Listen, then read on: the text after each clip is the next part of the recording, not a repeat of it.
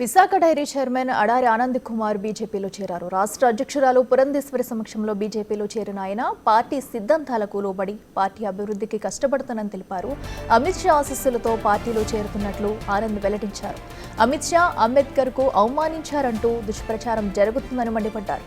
60 ఏళ్ల పాటు అధికారంలో ఉన్న కాంగ్రెస్ పార్టీ బాబాసాహెబ్ అంబేద్కర్ కు భారతరత్న ఎందుకు ఇవ్వలేదని అడారి ఆనంద్ ప్రశ్నించారు.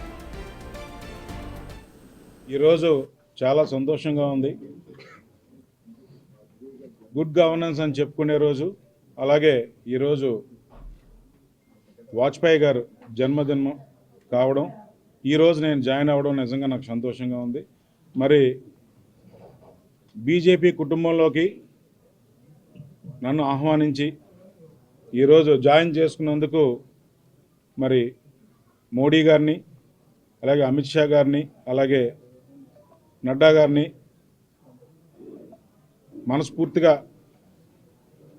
వాళ్ళకి నేను నమస్కరించుకుంటున్నాను.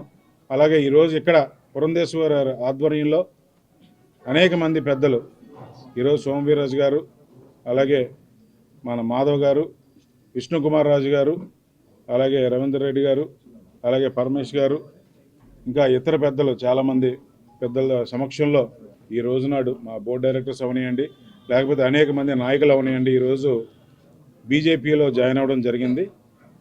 మరి మేడం గారు చెప్పారు, తప్పకుండా పార్టీకి కష్టపడి పనిచేయాలి, పార్టీ సిద్ధాంతాలకి అనుకూలంగా పనిచేయాలన్నారు.